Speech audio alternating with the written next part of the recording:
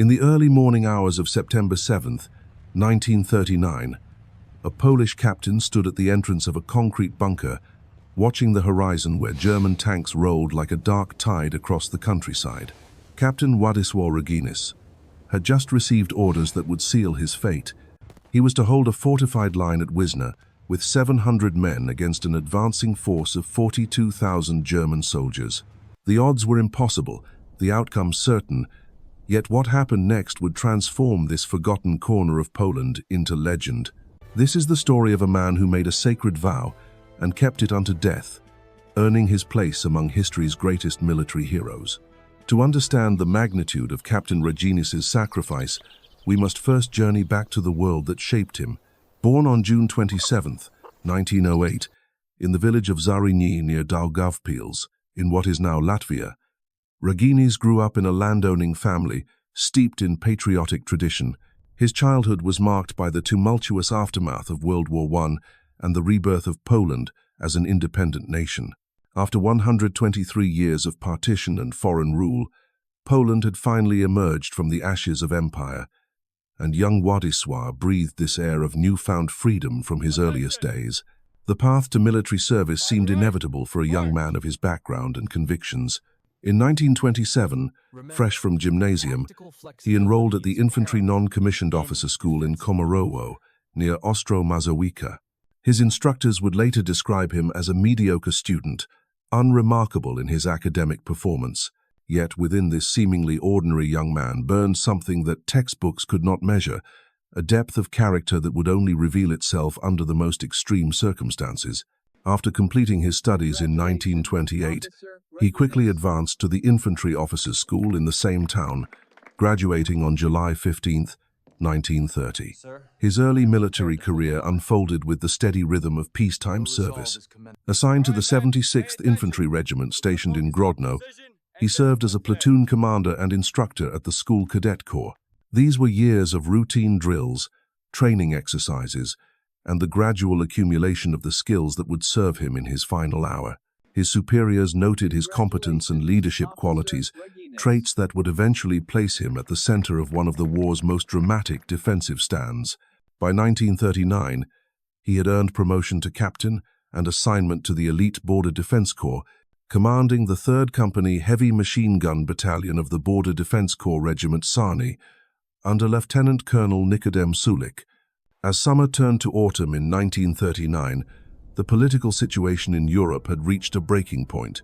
Adolf Hitler's Germany had been making increasingly aggressive moves, demanding territory and threatening war. Poland, reborn barely 20 years earlier, found itself directly in the crosshairs of Nazi ambition. The country that had fought so hard to regain independence now faced the prospect of losing it again to a force more terrible than any it had previously encountered. The German war machine had been preparing for this moment, assembling the most modern and powerful military force the world had ever seen. On September 1st, 1939, the storm finally broke. German forces launched their attack at dawn, unleashing more than 2,000 tanks supported by nearly 900 bombers and over 400 fighter planes. 60 divisions and nearly 1.5 million men poured across Poland's borders from East Prussia and Germany in the north, and Silesia and Slovakia in the south. The Luftwaffe, Germany's air force, destroyed most of Poland's modest fleet of 300 planes within the first few days. The disparity was staggering, overwhelming, yet across the country, Polish soldiers prepared to fight against impossible odds. Captain Raginis received his fateful assignment on September 2nd.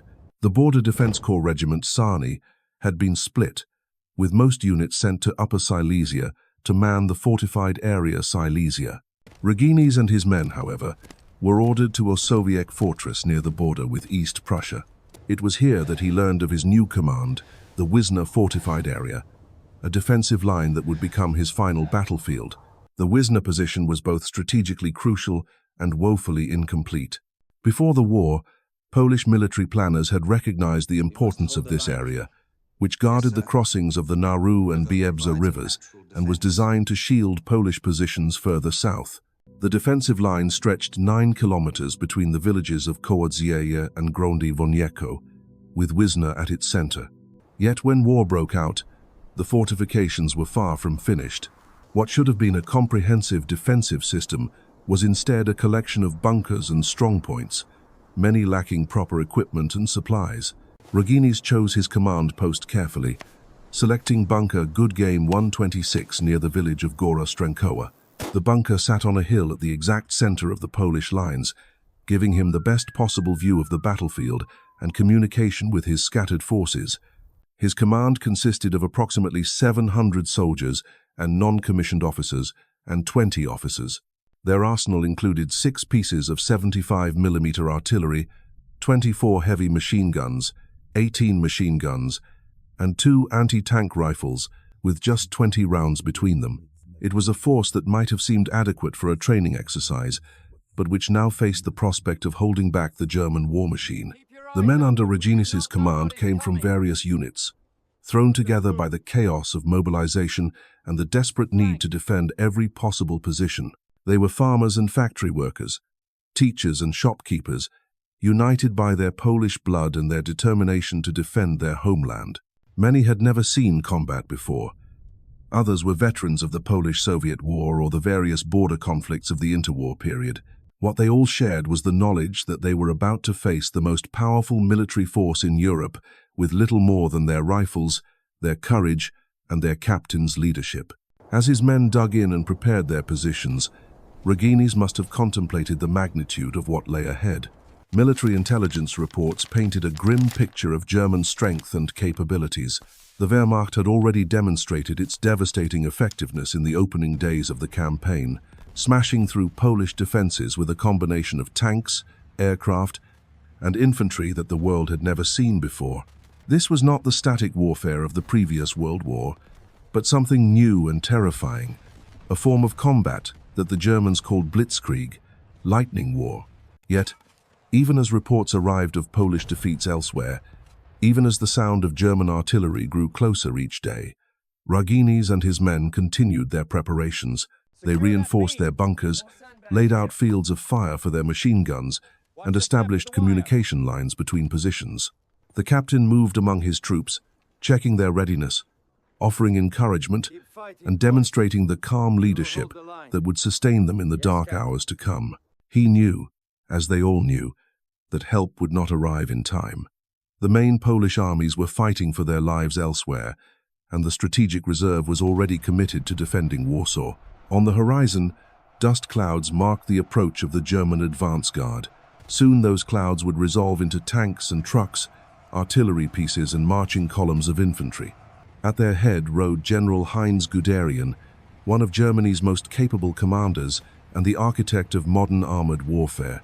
His 19th Panzer Corps was spearheading the German drive toward Brest, and the small Polish force at Wizna stood directly in his path.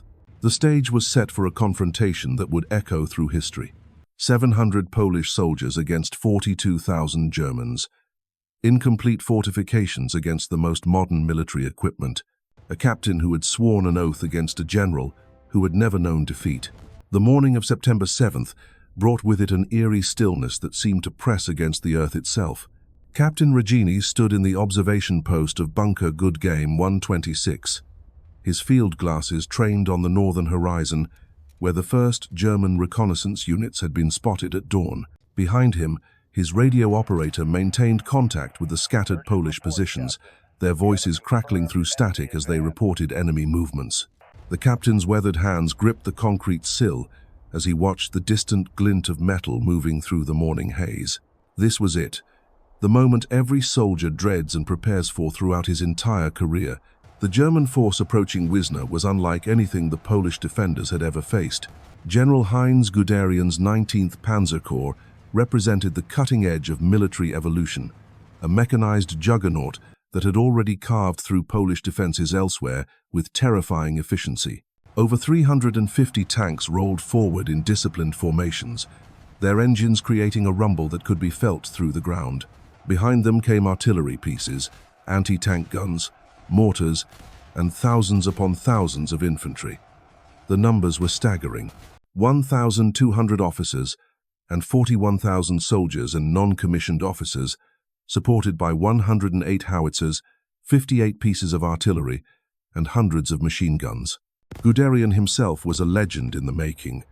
Though the Poles facing him that morning knew little of his reputation, he had helped develop the very concept of Blitzkrieg, the lightning war that combined tanks, aircraft, and motorized infantry into a devastating hammer blow that could shatter enemy lines in hours rather than weeks. His tactics emphasized speed, surprise, and the concentration of overwhelming force at critical points. He had studied the failures of the previous war, where massive armies had ground each other to pieces in static trenches and had helped create something entirely new. Now he brought that expertise to bear against a handful of Polish bunkers defending a river crossing. Yet for all his tactical brilliance, Guderian faced a challenge that his textbooks had not prepared him for. The Polish position at Wizna was not just another obstacle to be bypassed or overwhelmed. It was a fortress in the truest sense, manned by soldiers who had already made their choice. As German reconnaissance units probed the Polish lines, they met with sharp, accurate fire that sent them scrambling back to cover. The Poles were not running, they were not surrendering, they were preparing to fight. Captain Raginis understood the strategic picture with crystal clarity. His small force could not possibly defeat Guderian's corps in open battle, but they could do something perhaps more valuable. They could buy time. Every hour, every day that the Germans spent trying to reduce the Wizna position was time that allowed other Polish units to reposition, allowed the government to evacuate, allowed the remnants of the Polish army to organize new defensive lines further south. The mathematics of sacrifice had never been starker or more necessary. As the German forces deployed for their assault, Raginis made his rounds of the defensive positions. He moved from bunker to bunker, speaking quietly with his men, checking their ammunition supplies, ensuring that communication lines remained intact. His calm presence had an almost electric effect on the troops. Here was their captain, moving among them as if this were just another training exercise, his voice steady and reassuring. If he could remain composed in the face of such overwhelming odds, then perhaps they could as well. The first German probes came before noon. Motorcycle reconnaissance units raced along the roads, trying to identify weak points in the Polish line. They were met by precise bursts of machine gun fire that sent them racing back to safety. Then came the infantry, advancing in small groups under cover of mortar fire. The Polish positions erupted in response, muzzle flashes winking from concrete embrasures as the defenders engaged targets at maximum range. The sound of battle rolled across the countryside like thunder. By afternoon, Guderian had committed more substantial forces to the attack. Artillery shells began falling among the Polish positions, their explosions sending up geysers of earth and concrete fragments. The bunkers shook under the bombardment, dust cascading from their ceilings as the men inside gripped their weapons and waited for the barrage to lift. When it did, German infantry surged forward in coordinated waves, only to meet the withering fire of Polish machine guns and rifles. Bodies began to litter the approaches to the defensive line. The pattern continued through the day. German artillery would pound the Polish positions, then infantry would advance, only to be driven back by the surviving defenders. Tanks attempted to support the attacks, but the marshy ground and narrow approaches limited their effectiveness. The Poles had chosen their ground well, turning the terrain itself into an ally. As evening approached, the first day's fighting had cost the Germans hundreds of casualties, while barely denting the Polish defense. That night, as his men tended their wounds and redistributed ammunition, Captain Raginis gathered his officers around him in the command bunker. The air was thick with cordite smoke and the smell of concrete dust. Outside, German artillery continued to fall sporadically, the shells creating brief flashes of light in the darkness. The captain spread a map on the table, marking the positions where German attacks had been heaviest, identifying the sectors that would likely face the strongest pressure in the morning. Lieutenant Brykalski, Raginis's second in command, leaned forward to study the map. He was a young officer, barely out of military school, but the day's fighting had aged him considerably. His uniform was torn and stained with dirt, his face streaked with sweat and grime. Yet his eyes remained steady as he listened to his captain's assessment of their situation. The discussion that followed would later become the stuff of legend. Raginis spoke quietly but firmly about their mission, their duty, and the oath they had all sworn when they became soldiers. He reminded them that they were not just fighting for a piece of ground, but for the very soul of Poland. Every German soldier they killed or wounded here was one less to threaten Warsaw. Every hour they held was another chance for their countrymen to prepare new defenses. Then, in a moment that would echo through history, Captain Raginis and Lieutenant Brikalski made their sacred vow. Standing in that concrete bunker, surrounded by the tools of war and the sound of distant artillery, they swore before their fellow officers that they would not leave their post alive. They would fight until the end, and if defeat came, they would choose death over surrender. It was not bravado or theatrics. It was a solemn promise, witnessed by men who understood its full implications. The second day brought renewed German fury. Guderian, frustrated by his inability to quickly overwhelm what should have been a minor obstacle, committed more troops and artillery to the assault. The bombardment that morning was heavier than anything the Poles had yet experienced. Shells of every caliber rained down on the defensive positions, turning the landscape into a moonscape of craters and rubble. Several bunkers took direct hits, their concrete walls cracking under the tremendous force. Yet when the barrage lifted and German infantry advanced once again, they found the Polish positions still very much alive. Machine guns chattered from undamaged embrasures, rifles cracked from hidden positions, and mortars dropped shells among the advancing formations. The defense was weakening, certainly, but it was far from broken. The fighting intensified as German tanks finally found ways through the marshy approaches, their steel hulks grinding forward through the mud, while infantry sheltered behind them. Polish anti-tank rifles cracked from concealed positions, their precious 20 rounds expended with surgical precision. Each shot had to count, each bullet a small prayer against the mechanical tide rolling toward them. The defenders watched as their shots sparked off German armor, some penetrating, others deflecting harmlessly into the sky.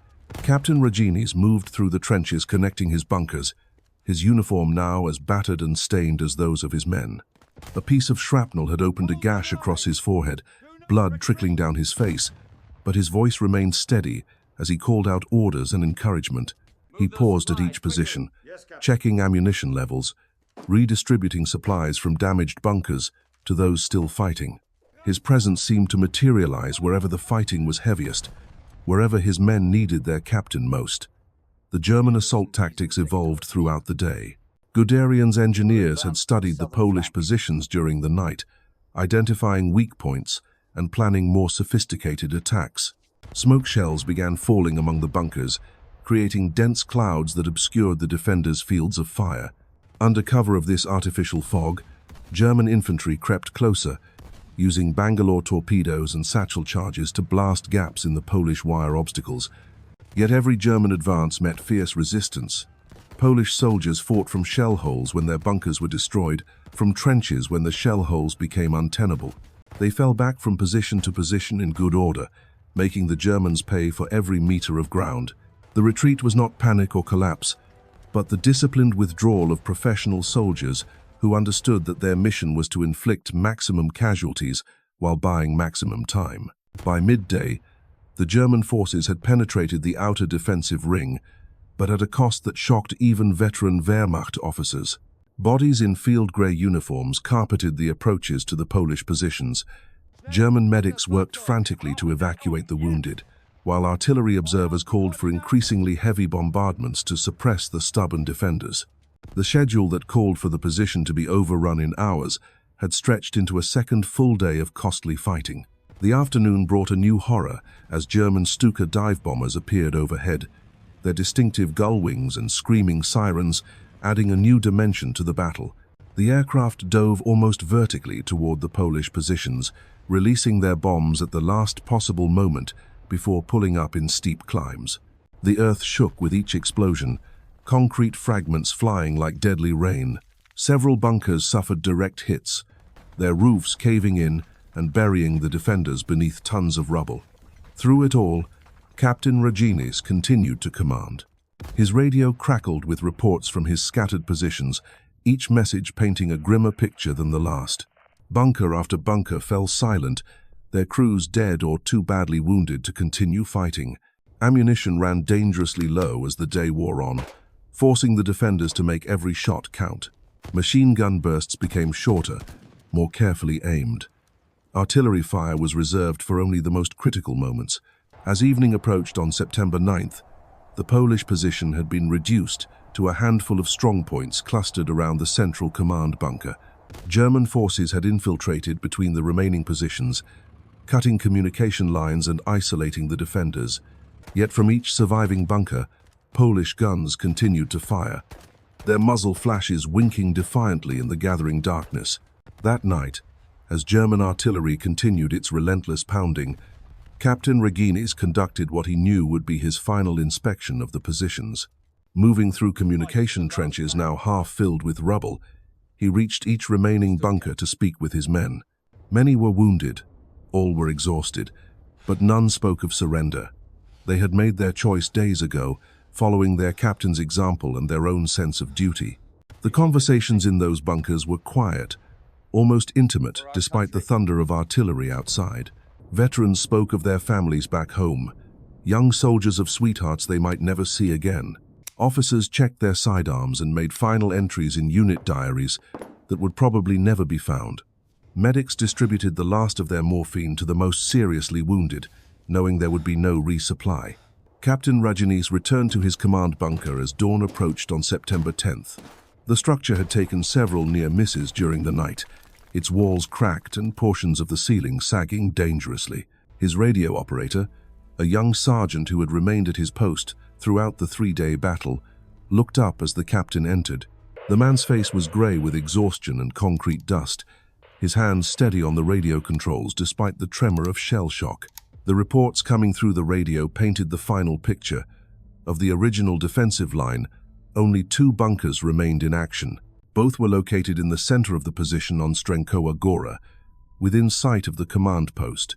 Their machine guns had been reduced to single weapons, their crews decimated by 3 days of continuous fighting. Most critically, ammunition was nearly exhausted. The end was approaching with mathematical certainty. German artillery preparation began before sunrise, a bombardment more intense than anything that had come before. The remaining Polish positions disappeared in clouds of smoke and flying debris, as shells of every caliber concentrated on the tiny area still holding out. The command bunker shook violently with each near miss, chunks of concrete falling from the ceiling to crash on the floor below. When the barrage finally lifted, German infantry surged forward for what everyone knew would be the final assault. They advanced cautiously, expecting the fierce resistance that had characterized every previous attack. Instead, they found an eerie silence from most of the Polish positions. Bunker after bunker had been reduced to rubble, their defenders buried beneath the wreckage of their concrete fortresses. Yet from the command bunker and one remaining strongpoint, Polish weapons still fired. Machine gun tracers lanced out toward the advancing Germans, forcing them to take cover and call for tank support. The defense was down to perhaps 30 men, but they continued to fight with the same determination they had shown on the first day. It was then that General Guderian himself appeared on the battlefield. The German commander had grown increasingly frustrated with the delay imposed by this insignificant Polish force. His corps was needed elsewhere. Other objectives waited, and the schedule demanded that Wizna be cleared immediately. Standing within sight of the remaining Polish positions, he made a decision that would test the very foundations of military honor. Through a megaphone, Guderian's voice carried across the battlefield to the Polish defenders. His message was simple and devastating. Unless the remaining bunkers surrendered immediately, all Polish prisoners taken during the 3-day battle would be executed.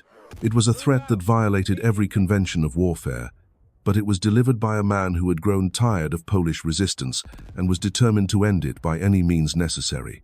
The threat reached Captain Raginis in his command bunker, transmitted by German soldiers who had approached under a white flag.